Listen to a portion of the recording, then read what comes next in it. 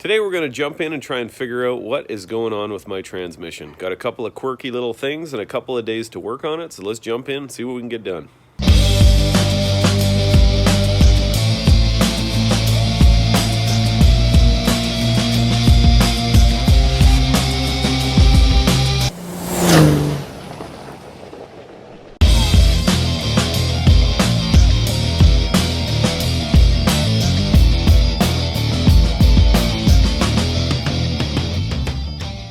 Alright folks, well I've been a busy boy lately. I've had some guests in from out of town for the last 4 days, and I'm going to be skiing on Wednesday, and then I'm taking this truck in for an alignment on Thursday. So basically got Monday, Tuesday, today and tomorrow to try and get as much stuff figured out as I can.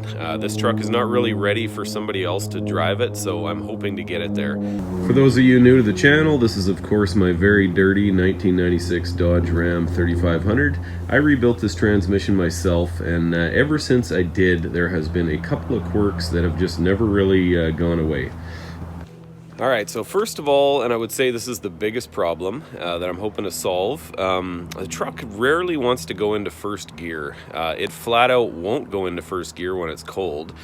If you just put it in drive, the transmission basically just acts like a full manual valve body where it just is in third gear, and then if you kick it down into second, it'll go in that, and if you go to first, it just kind of locks up the transmission as if it's like a tranny brake or something. It's almost like the reverse and first is on at the same time, and you try and rev it up, but it just won't go anywhere. It just kind of, it's not slipping, it's kind of stalling out a little bit, if that's the right way to say it. It just feels like there's a lot of resistance. Once the transmission warms up even a little bit, you can put it into first manually as long as you go to neutral first. So there's some little quirk in there. I don't know if that's electrical or what. Anyways, I started asking around online, and one of the first things somebody commented was, is your tranny fluid level proper? And I of course said, yeah, it is, but I've actually had a closer look at it, and as I'm going to show you, there are 3 different levels that this thing displays, so let's jump in and check that out. Okay, well first up, I'm going to show you the tranny level when it's cold and not running. Now I know that you're supposed to have it in neutral and warmed up when you check it, but actually on my Xterra they have a cold and a hot level, and I thought that's what this was too, but I don't think that's the case. Okay, so as you can see, the level is way high. I mean, way down there. Sorry, this is hard to show. Let me set it down. Okay, so this is saying right here is max, and that's minimum. Now in my Xterra, I could be wrong, but I'm pretty sure this is cold and this is hot. Now obviously it's not running. Right now the level is somewhere up around here, and I'm pretty sure the reason for that is because I've got, hey, how's it going? Alright, sorry, Purolator truck just showed up. I got myself a new rad cap because mine is complete trash. This one's a new window switch. I've actually replaced it since I've owned the truck, but for some reason, power windows have been very finicky in this truck. They've got new motors and regulators and a new switch on the driver's side, but for some reason, the brand new AC Delco switch that I put in there worked for a very brief amount of time, and then you've got to really like press on it, and just something feels buggered up. So I'll try a new one of that. And then box number 3, I've had really hard starting since I started, or since I put this truck back together. One of the issues has been an air leak in the fuel return line, and the other one is that I haven't had grid heaters working. So I did some tests, and I'm pretty sure that I got it figured out down to the new relay. So I've got those in. That'll be a video coming up, probably the next one or the one after that. But anyways, let's jump in and have a look at this tranny level. Anyways, as I was saying, this thing has an auxiliary tranny cooler that's mounted up on the frame, so when it's not running, I'm pretty sure that fluid level comes down and goes way up the dipstick. So that part, I get that that doesn't really have anything to do with anything, but now I'm going to go ahead and start it up and show you what it looks like when it's running cold, which again, on this dipstick, I don't think that actually matters because I think it just has a minimum and a maximum for when it's hot and in neutral.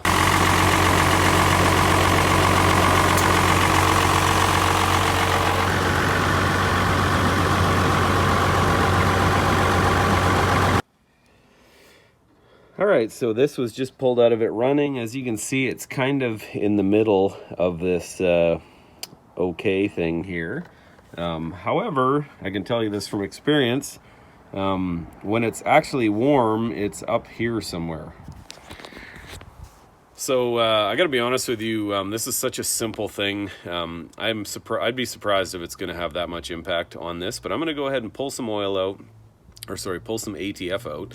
I'm gonna go for a drive, get the tranny up to temp, and then we're gonna test it again, and we're gonna funnel in, you know, if it needs a little bit more or whatever. And then unfortunately, I'll have to wait till the truck's cold again to really see if that's gonna help my first gear issue.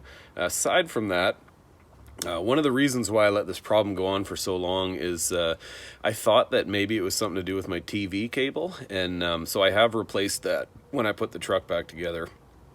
And hopefully one of those two things is going to make some sort of impact on this issue, because it's super annoying when the truck's cold and you're trying to take off in second gear and stuff. It's not ideal. So anyways, let's go ahead and jump in and see if we can get this figured out. All right. Before I do, I figure I might as well just go ahead and replace this rad cap. This one, it might be hard to see on camera, but there's a bunch of cracks and stuff all around it. Probably the original one from when I had the truck. So I got this one, Gates 31528. Let's see if they're the same. Definitely a little bit of a different layout, but seems similar. Let's see if there's a pressure on there.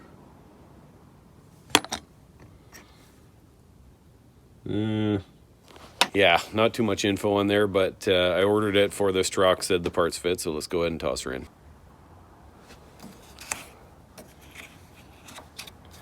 Yeah, seems to go on there fine. That is just one small piece of the puzzle of getting this truck proper. This rad's pretty suspect. I think this thing's going to need to be replaced. But anyways, got that for now. All right, well, I'm still in my driveway. I don't think that I let a bunch of fluid out, probably a little bit too much. So I'm gonna warm it up and check the level again. I don't think it's made any difference though, and I would guess that I let too much out, so maybe that's adding to the problem. But I'm basically gonna show you here. So right now my dial thing fell off. I've fixed it once and it fell off again. Fuel gauge is not working, but anyways, drop her into first gear. And it'll go for a bit and then stops. And I give it a rev, and it's just like the truck's locked up, it won't go anywhere. So I gotta put it in second, and then just kind of crawl away. Now, as soon as the truck is warmed up and the fluid level has got any heat in it, that problem goes away. But for some reason, this has been happening basically since I've owned the truck. It's pretty warm out today. I don't think it's temperature related, so it might be electrical, I'm not sure, but at least we can rule out whether or not it is fluid level. Okay, well, I've just gone for a bit of a drive. This is kind of my standard test loop. The transmission is currently at about 140 to 150 degrees. Truck is in neutral. I'm gonna go ahead and check the fluid level, see how it is. Okay, well, my suspicions were correct. I did in fact have not enough in there now. I let too much out of there. So the fact that it still wouldn't go into first gear when it was cold, though, I don't even know what that means, honestly. This might be an electrical issue, I'm not sure, but at the very least we will get a proper fluid level in the trans, and at least that's something we can build on. So I got the funnel in there, got some ATF plus 4, gonna throw her on in bit by bit and get the right level. Okay, I just dumped probably half a liter or so in there. I'm gonna drive around a little bit, just give it a second for the level for the ATF in the actual dipstick tube to kind of drain back down in there, and then I'll check it again. Oh man, I'm so looking forward to having this truck all just working properly. The idea of just throwing it in drive and having it shift into first and first to second, second to first, all that, I mean, that would be a friggin' Christmas miracle. This thing, I jumped into the project of rebuilding this transmission. I followed the steps. I had a couple hiccups here and there, but for the most part, the process went pretty well, but man, the fine details of getting this sorted out have really eluded me. So anyways, I'm gonna drive around a bit, we'll check her again. All right, we're getting closer, just a little bit more, and then we're in the cross hatches. All right, round 2, just out for another quick little cruise. I know that you can check it, but it's kind of annoying when there's ATF in the actual tube and it gives you a bit of a false reading. It's usually just on one side of the dipstick, but still, what the heck, I like driving this thing, so take her for a quick little run and go ahead and check her again. I think we should be getting pretty close. All right, well, hopefully you can see this.